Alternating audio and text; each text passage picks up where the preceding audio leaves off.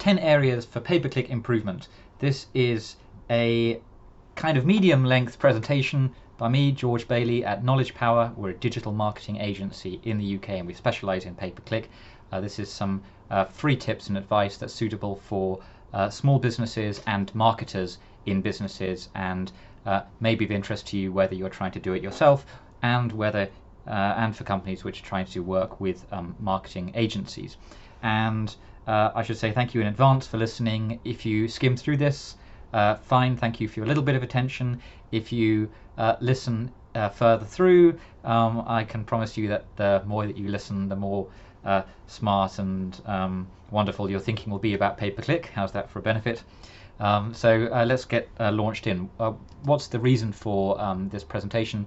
Well, when you are looking at your pay-per-click campaigns, which in this presentation I'm mainly talking, as I said, about Google AdWords, you want to know what you can improve. A lot of newcomers to AdWords reach a point where they may be aware that they probably could be getting better results, but they're not really sure what they need to look at to improve in particular.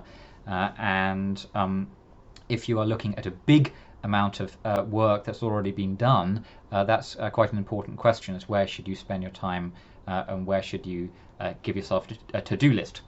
The second question, which I'm trying to help you with, is what's within our reach right now. So in our actual company right now, with our actual people, not dreaming about some future ability, right now you and the people that you're working with, what can you achieve?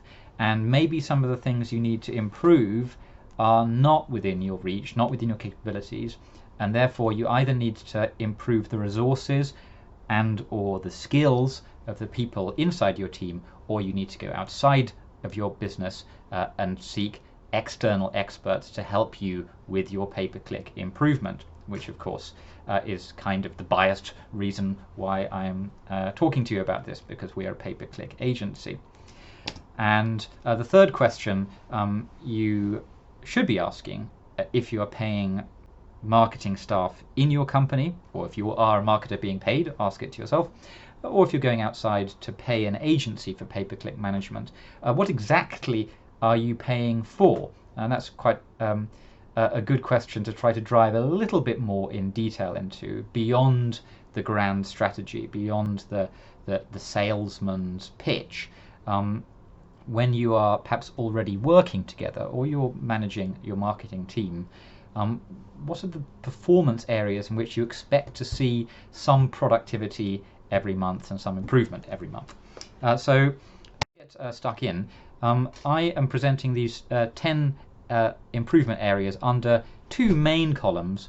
The first 5 are under traffic, and the second 5 under performance, and I've just put them all on this one slide here, so you have kind of something to screenshot, and I'll link the presentation notes below this video. Anyway, so let's get stuck in, and I'll go through these 1 through 10 as quickly as I can. The first area you need to think about is the targeting of your ad campaigns, and I call this campaign targeting because in AdWords and a lot of other ad systems, the most important parts of the targeting, the network, the location, the demographics, the timings, schedule, these are all at the campaign level, and so you kind of have to make those decisions before you really start any of your advertising.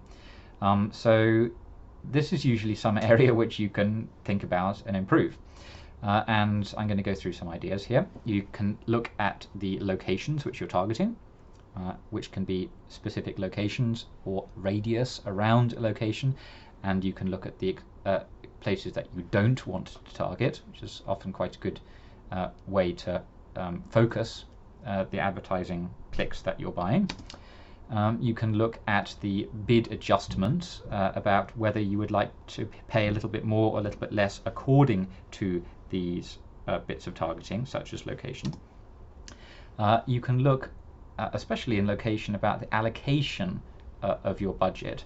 So for example, if you're a business which is targeting London for your advertising, you might want to see in your statistics how exactly is that budget being shared out, and it will tend to be that the advertising system, like Google AdWords, will share it out in a kind of software logic kind of way, and that might not be the kind of prioritized sharing of the click budget that actually corresponds to your main objectives. So these are areas where you can look at where you're going to find improvement ideas.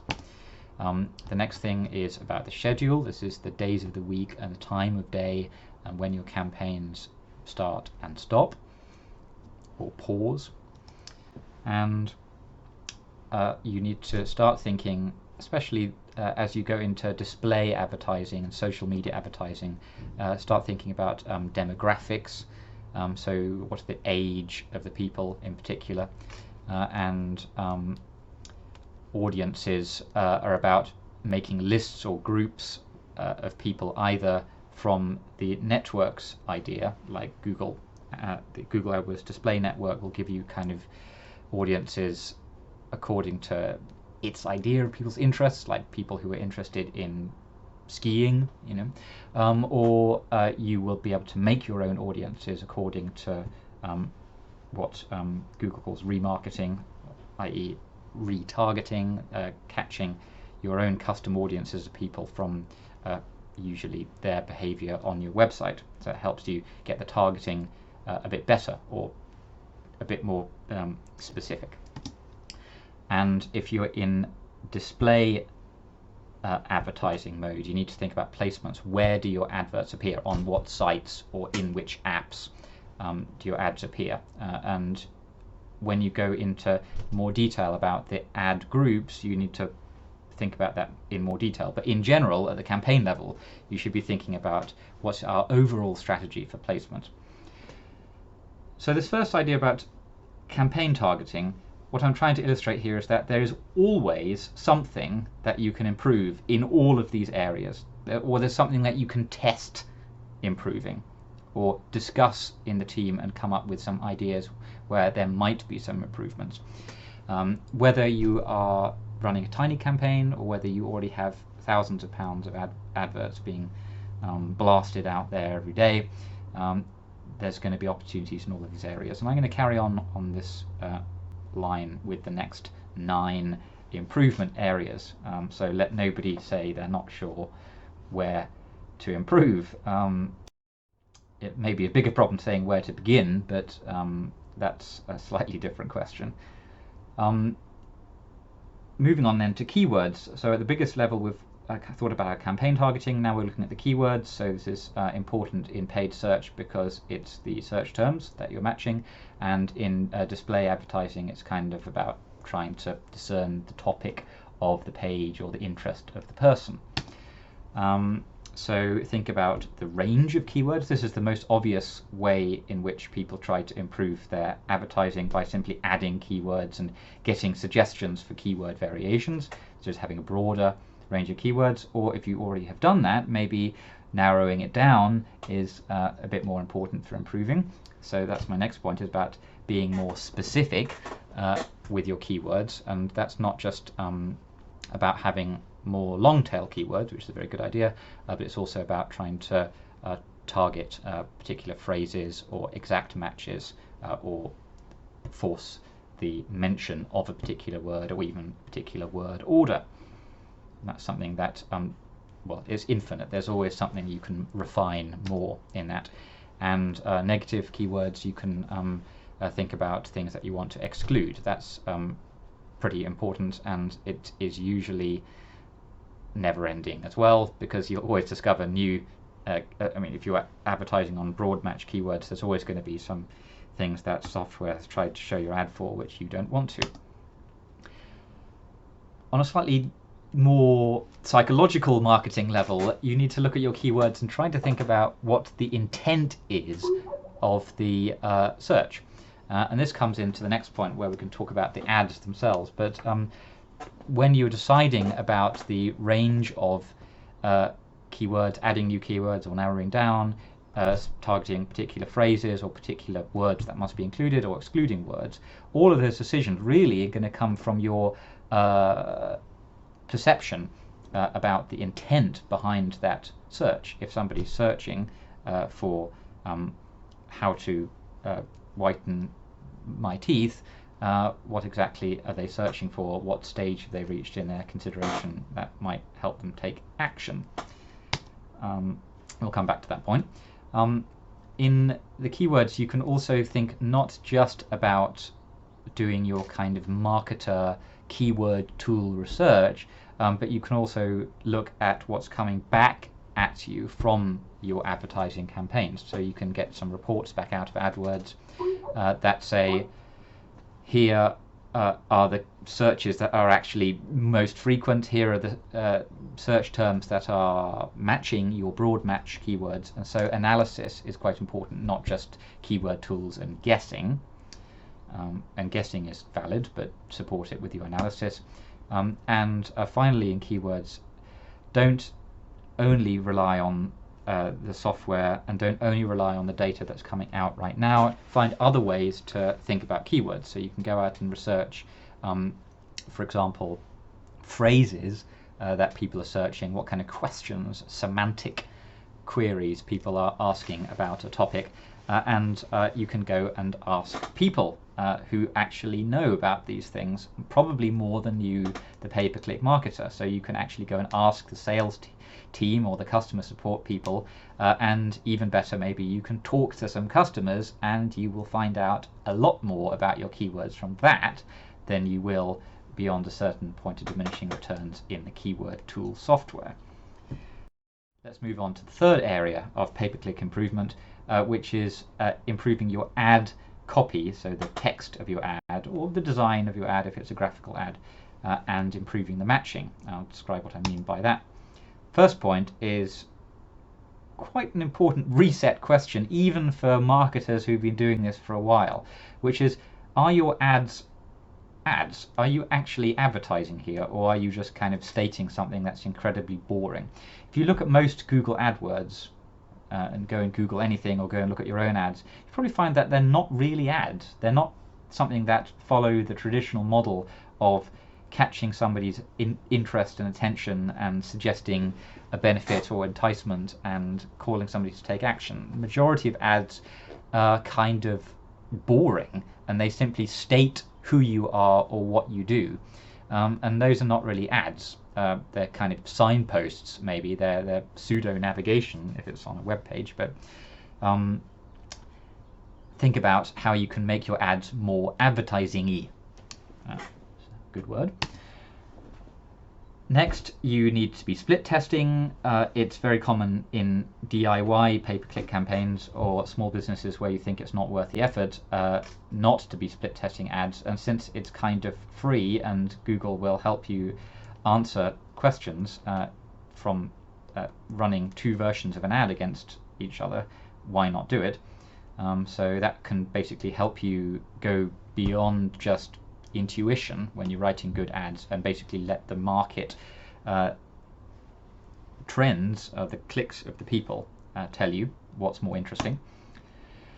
And this is something that is a feature in Google AdWords, especially, that will help you get more clicks. Is you need to think about your extensions. So basically how to bling out your ad with place mark, little map pin and address, a phone number, review stars, social media links, and site links, and call outs about your features and benefits. And you should be adding those, and you can optimize and tweak and play around with those just as much as you can with the main ad text. Getting a bit more psychological again, back to this word intent.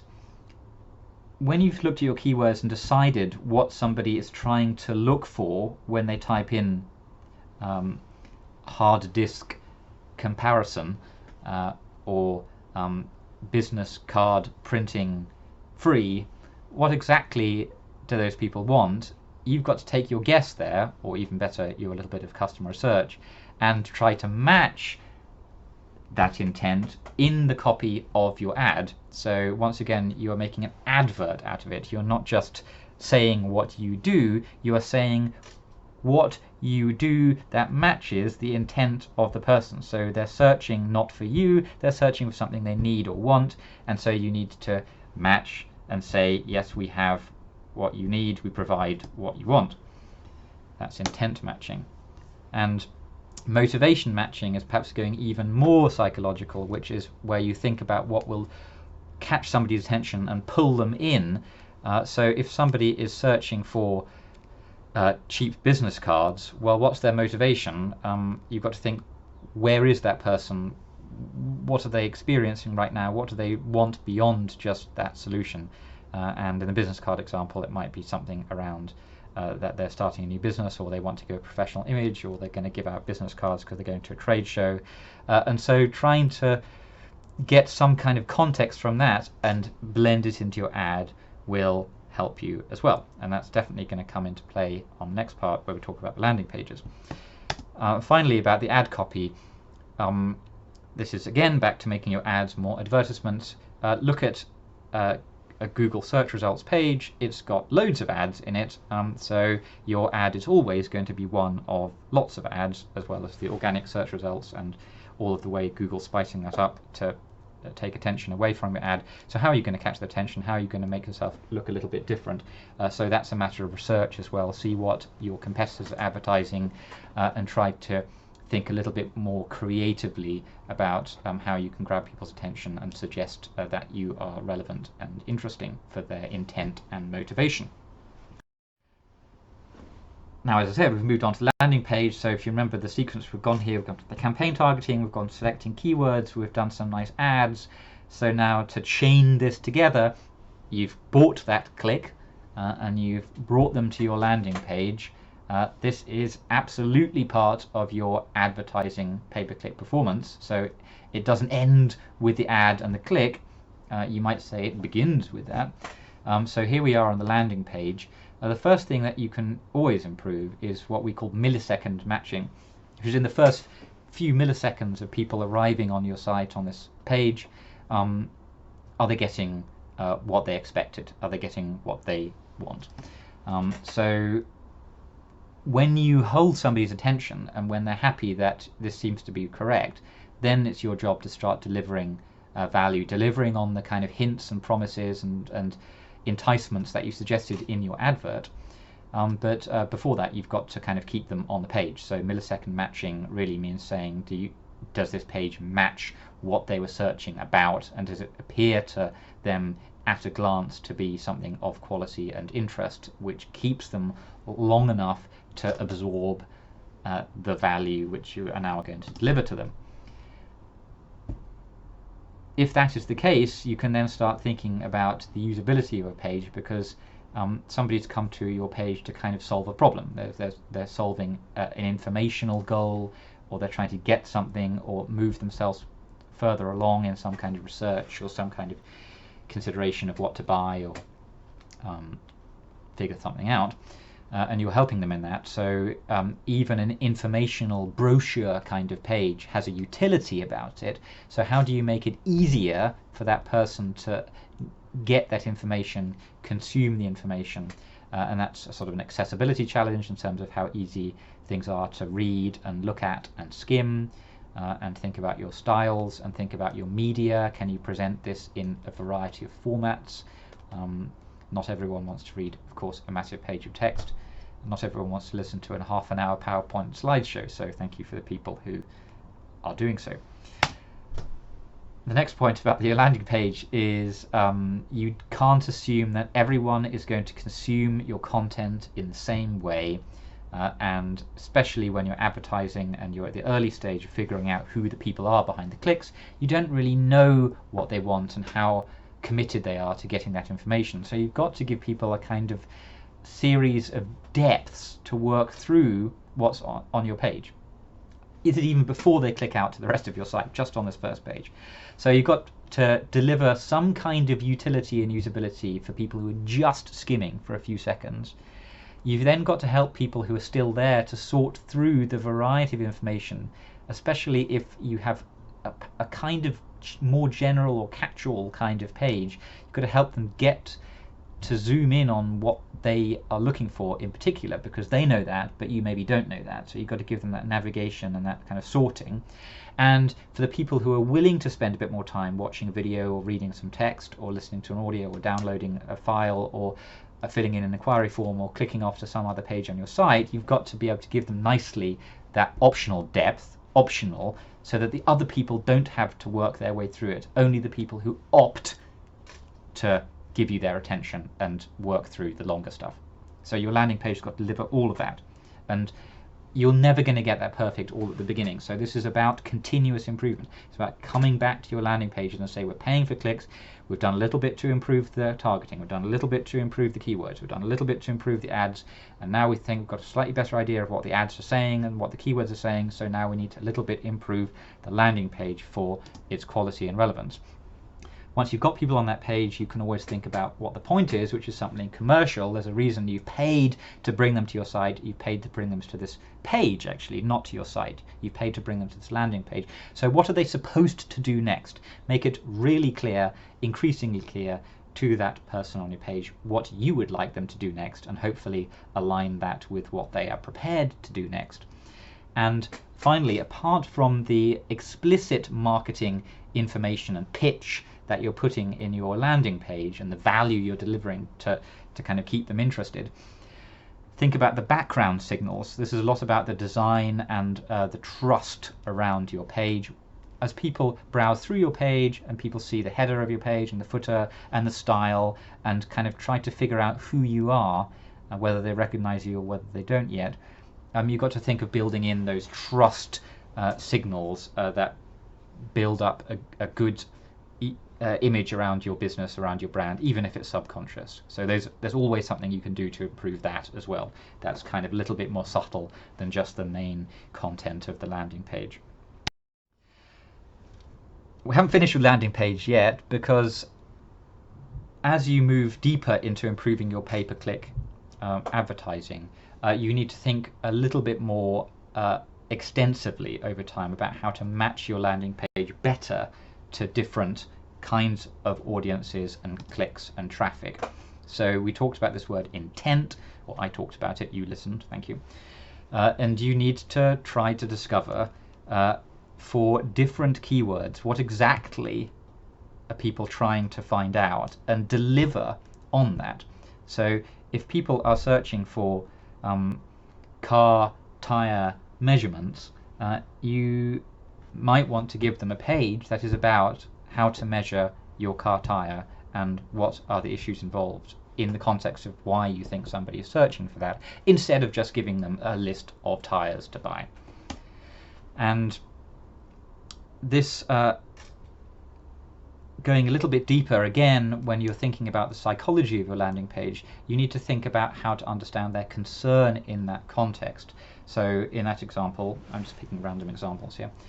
If you brought somebody to a page and they're thinking about the size of the tire, what exactly is their concern? Presumably in this case you're a tire fitter or tire seller, but you haven't brought them directly to your tire category. You've brought them into something that matches their intent, which is about understanding how to measure the tires and different sizes of tires and wheels.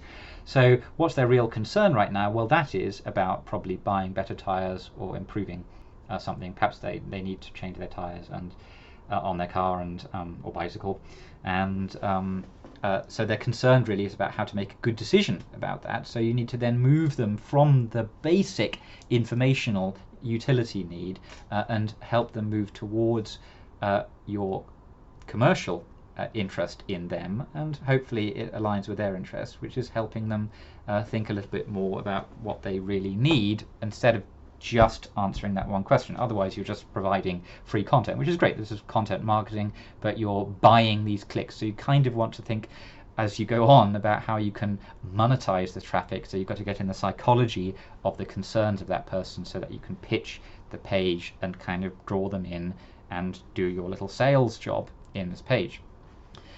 As you develop more specialized landing pages, you need to think more about unique media. At the beginning, your landing page matching might just be creating variations of a landing page and just tweaking it so it's apparently more interesting. So you have a page about what, for example, let's say bicycle tires. You might have a page about mountain bike tires, racing bike tires, ladies bicycle tires. You can kind of see how you might be bidding for those different keywords, and you might want to have a page that's apparently different. You can also see how you probably just recycle the same landing page and just tweak a few things. So the minimum you need to do is at least keep the imagery different, because remember, people are going to be skimming. You've got that millisecond attention test.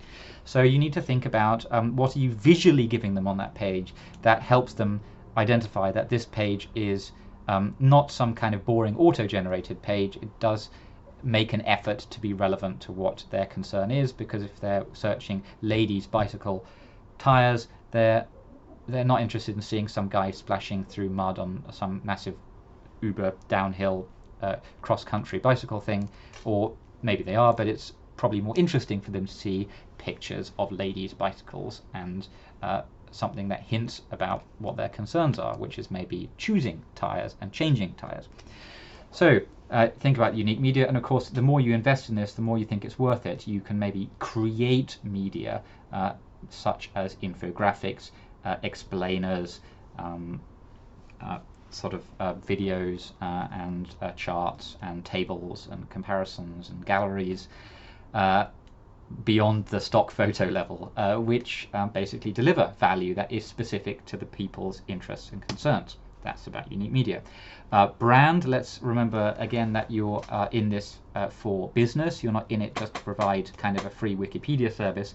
So you can think about good ways to weave your brand into the specific landing page. And it's not just about plastering your brand around. It's saying, how does your brand connect with that person's intent at that time and their general concerns, and how you can position your brand as relevant, memorable, and valuable to that well-matched person.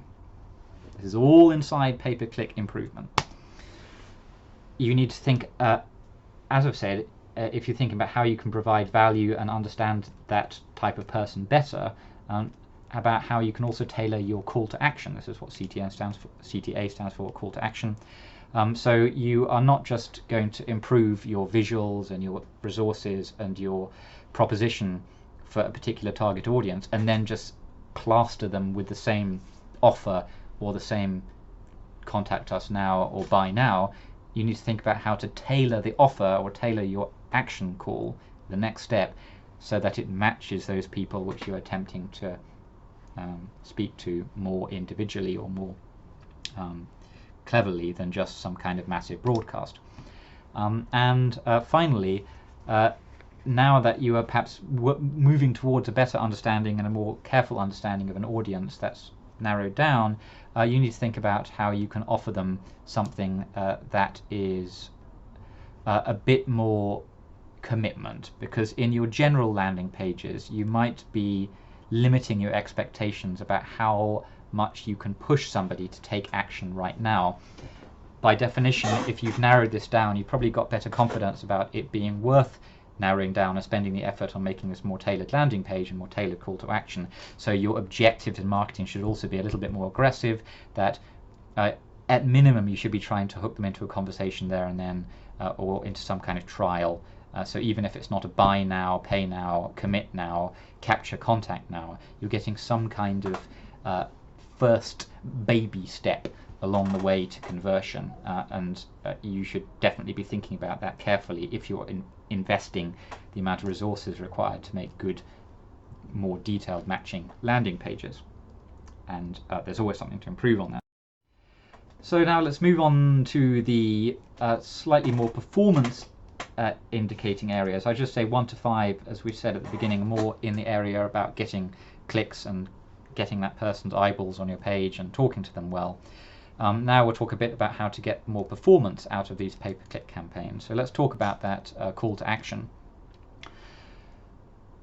A very good thing to think when constructing your landing page or improving your landing page is why.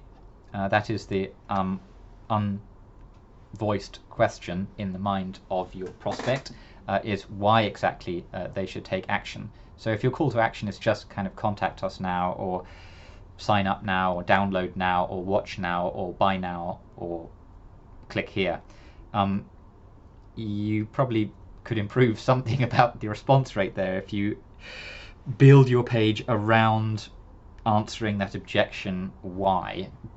Give people a reason to come in and take away the reasons why not.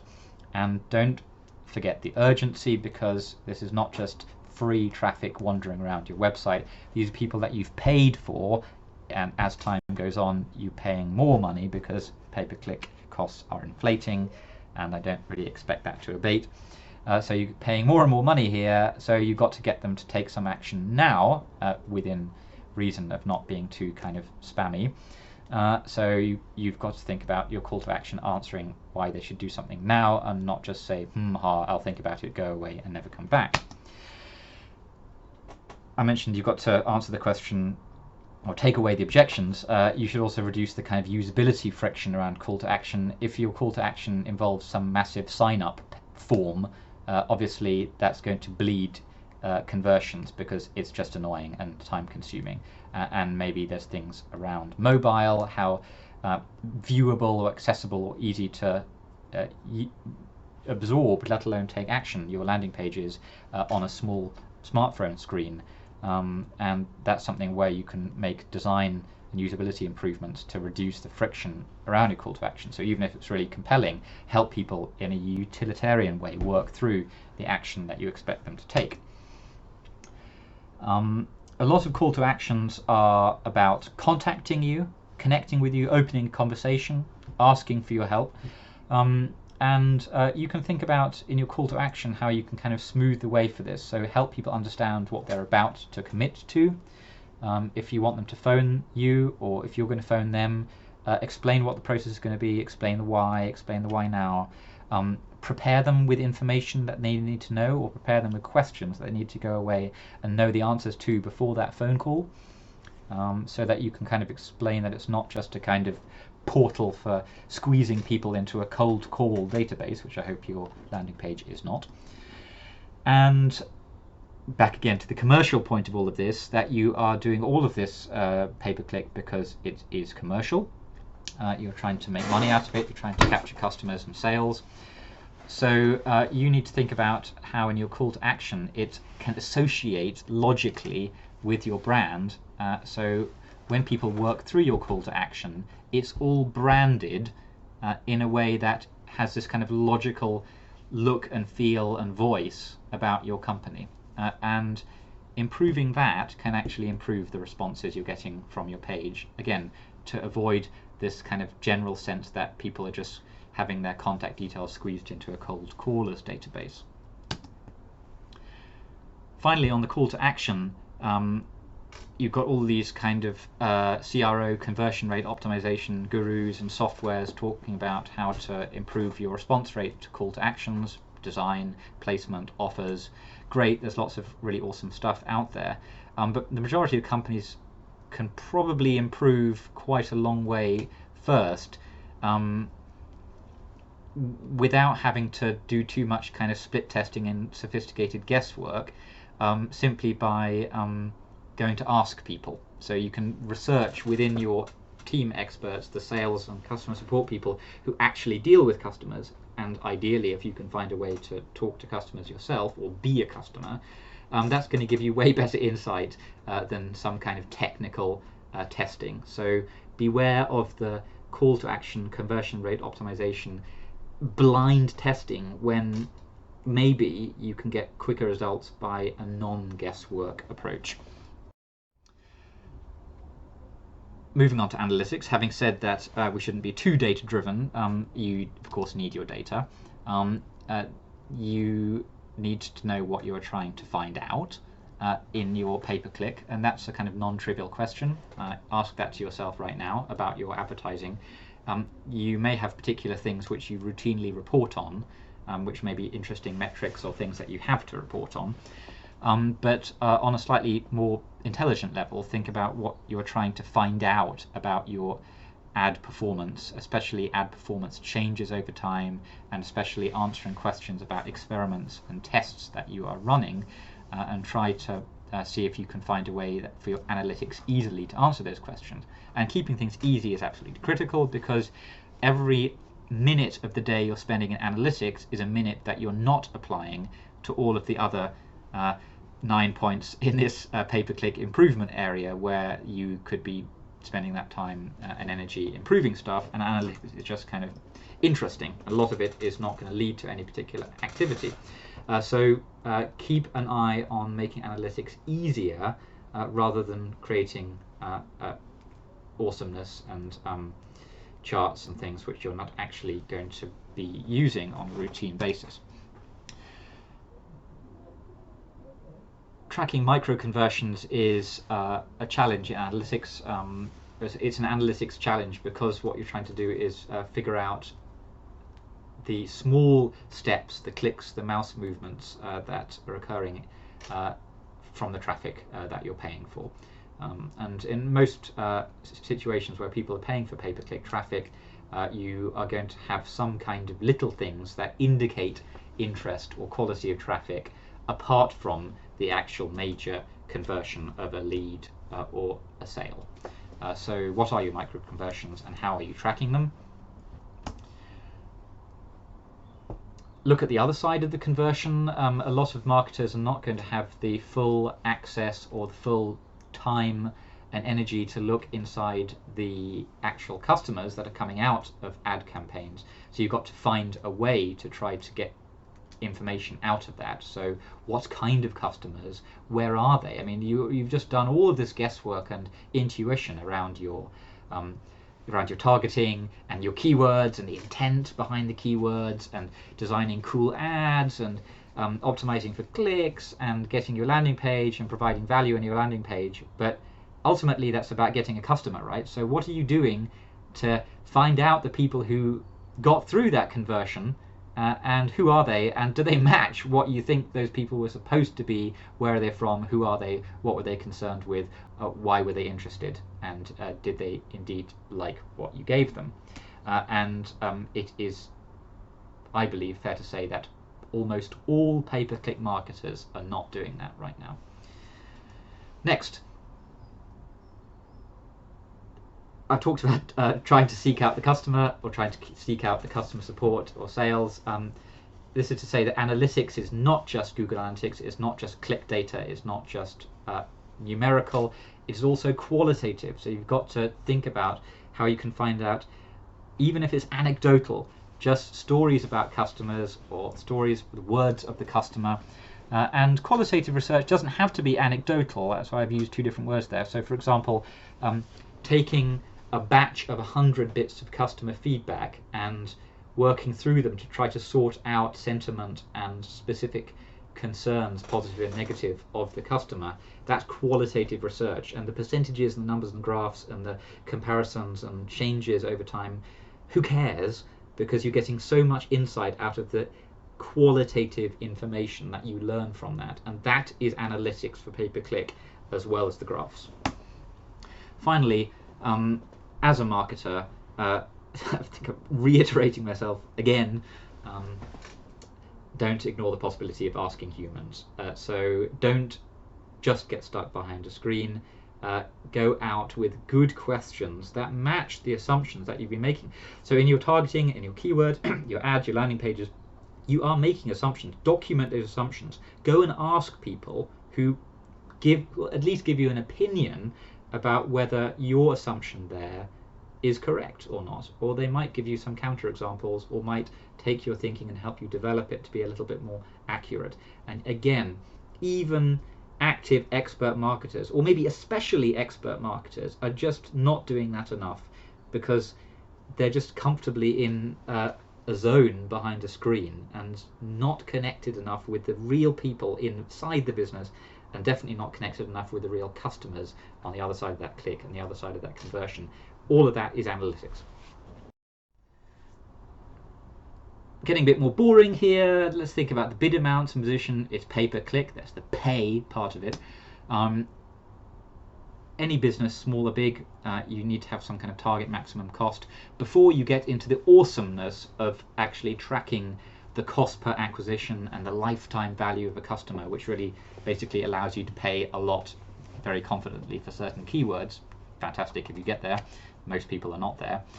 Before you get that, you have to have some kind of rules of thumb, which are what are your maximum costs, because that helpfully limits what you are trying to do, and you don't kill yourself trying to do stuff that is way beyond what you're willing to pay. It's a pretty important question to establish. If you are playing around with pay-per-click and you don't know that, probably that's one of the first things you should just achieve and create your rule of thumb and then test that rule of thumb, because maybe you are paying a little bit less than you really need to be, and you need to just readjust to your expectations, and then the results will start to come. Interesting animation out of order here.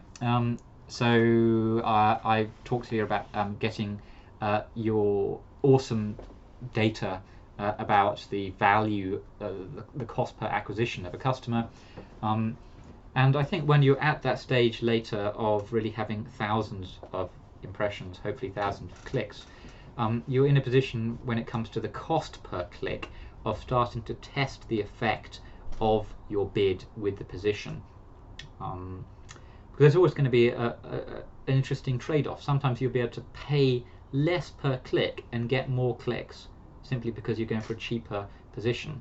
Or sometimes just by pushing up your bid, you'll be ranking higher, getting more eyeballs and getting more click-through rate, and actually you get more clicks, and maybe because of your better history of click-through rate, you'll actually long-term drive your click cost down and help to compete better against the other people because you are willing to pay for a slightly higher slot. So that's something where if you're beyond the guesswork and experimentation stage, you need to then start testing that against data, and of course there's experiment tools in Google AdWords for you to do that. In your bid amounts, you've got to of course think about the quality score. I say of course, I shouldn't say of course, because this is a very subjective and somewhat mysterious area, quality score. It's a bit like SEO. Lots of people guess what the factors are in quality score. Quality score is a component in the ranking, the position of your ad, as well as the amount that you're bidding into the ad auction. So by improving your quality score, it becomes cheaper for you to rank higher. Conversely, if your quality score on your landing page and your ad, the connection of the two with keyword is not good, then you will have to pay a premium to rank higher.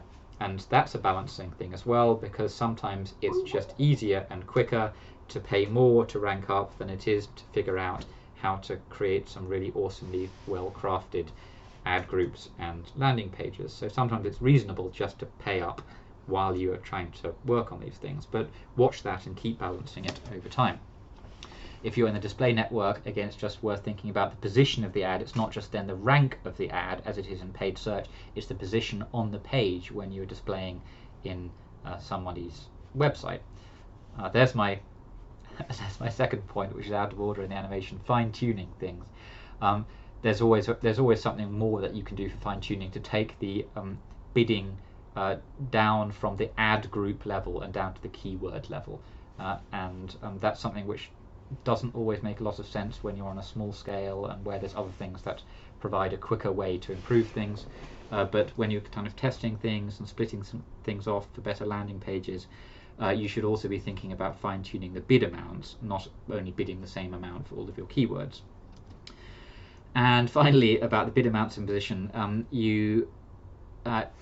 as you're fine-tuning it, you should not always have the same strategy, right? You should think about some things where you want to be the top, some things where you're willing to wander around in the lower rankings, some things where the display position is more important than others.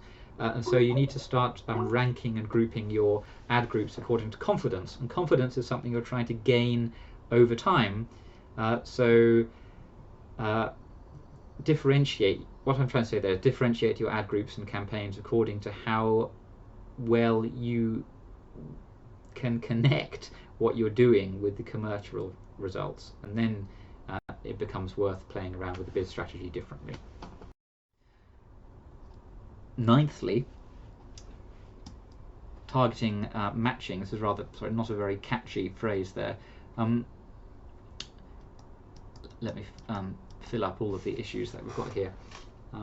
What I mean for this really is how to improve over the longer term about getting some of your campaign level targeting more about that connection of who the person is, what they're looking for, what you can deliver, how you can associate your brand and deliver value for that person and capture them into your sales system.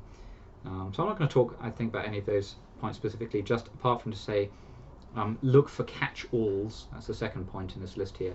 So look for areas in your ad campaigns where you have something that has a variety of people from different locations, a variety of demographics, a variety of interests, where the landing page is kind of generic, and then try to separate those out, because that's always going to help you do better and start to move your targeting and marketing in slightly more optimized directions for those different kind of audiences.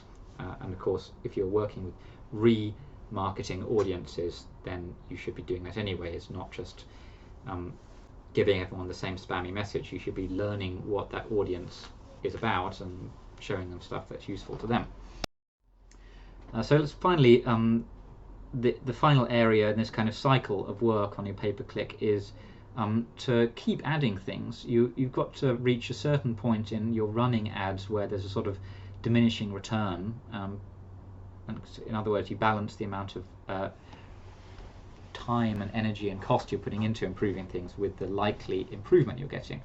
And there's often a point where the best improvements are going to come from finding something new, which is prospecting, discovering new keywords, new customers, new kind of interest themes. And sometimes it's not going to come from that. It's going to come from working on the good things that are already working and just digging deeper into them. And that's particularly in the case of the landing page optimization, where you've got good clicks, you've got apparently good traffic at a price that you're roughly happy with, and then it's obviously going to be really the best investment of your time to try to extract conversions out of that page or split it into more matching pages.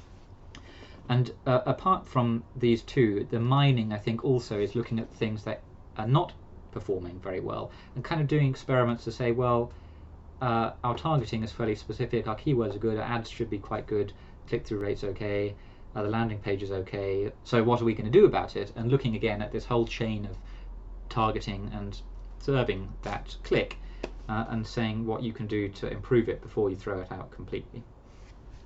And I think you should always try to decide which of those things at any one stage in looking at all of your campaigns is worth spending time on. If you've got lots of resources, do all of them.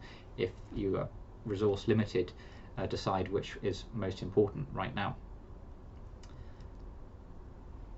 Final 3 points about prospecting and mining is don't get stuck only with text media. In display you can have wonderful graphic ads. Once you're into graphics, then you're in a whole world of design that can get you a lot better click-through rate, as well as just the words and the copy of your ads. You can also think about video, animations, and promoting content like video. And you can think about networks to go a little bit beyond AdWords. Of course, social media, Facebook, that's interesting. There's lots of other networks where you can go out and promote, especially the more confident you are about the conversion, about your targeting. And another thing to think about when you're prospecting or mining is about the incentives. Is you kind of got into a doctrine of what you think people want and what you're bringing them to the page to get and what you're giving them in that page. But it's sometimes worth split testing the same targeting and the same ads with different incentives, so that you can kind of see perhaps there's something else that you could be doing that's even better. That's a completely different kind of offer. It's a very generalist thing to say, but if you've got in a particular rut, I suppose, you might be having only local maxima, and you might sometimes find the biggest improvement is to have an experiment that says, right, we keep the same traffic, but we try to offer them something completely different and see if that actually works better. And that's definitely the kind of thinking you should be getting into if you feel you're in a point of diminishing returns on any of your pay-per-click. Thank you for listening. So those are 10 areas of pay-per-click improvement. Very delighted if you can comment and add your ideas. KnowledgePower is a digital marketing strategy consultancy in the UK. We are not normally this verbose, or maybe I am, but as an agency we tend to focus on action, not just chatting. But I hope you found this useful, and have a look at the links below the video, in which there should be not exactly a transcript, but some notes to go with this. Thanks very much.